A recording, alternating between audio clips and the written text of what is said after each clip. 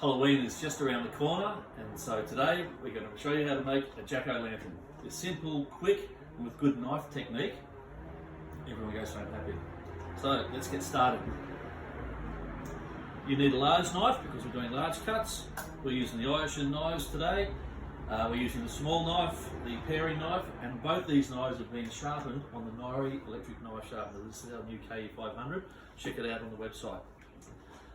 A pumpkin is a bit like choosing a racehorse. You've got to stand back, have a look at it. If it looks right, it's yours. So lots of designs to choose from. I've been to the website there is a mountain of them, but I would suggest just today we're going to start with the simple smiley face. I've made all the mistakes, so you don't have to. If you have a look here, I've got not too high and not too low on the pumpkin, about the middle of the pumpkin.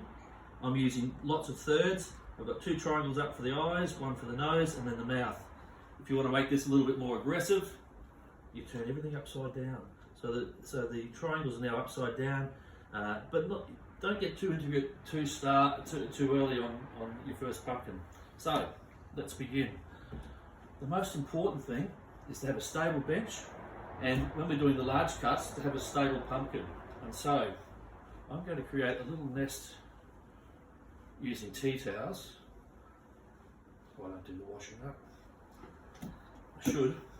And we're going to get this pumpkin stable to start. So this face here needs to be shaved off, but at least I'm working with a stable platform.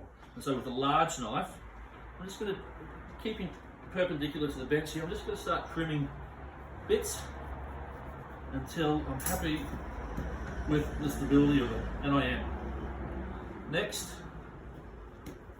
and this is really important, if anything's going to happen, this is the time it's going to happen. And so let me show you. Good knife technique. We want the pumpkin stable. We've got our line, and we're going to start cutting this way. As I make progress into the pumpkin, I'm going to start cutting down. I'm about a third of the way through, turn the knife around. I'm coming on the other side there, and just using leverage to go down.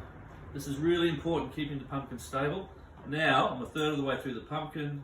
I've got the knife, it's stable, and away we go. No chance of cutting yourself. And that bit there, that's the goods. Now, we need a large spoon and a small spoon. I've seen people use ice cream scrapers as well, which are terrific. And we start working and working until all those seeds are internal. But I've taken the liberty of doing one beforehand. You know how I mentioned that I made the mistake so you don't have to? You have a look at this pumpkin here. Most of the pumpkin is around about 30 mils, but where I'm doing the carving, I've reduced it down to about 10 mils. Twofold, there's 2 reasons for that. One is it makes the cutting easier, and 2, when the light is inside here, it makes it more translucent. So we've done the cut, we've cleaned it out. And once again, I'm going to use a stable platform. So I'm using my tea towels again to create a nest.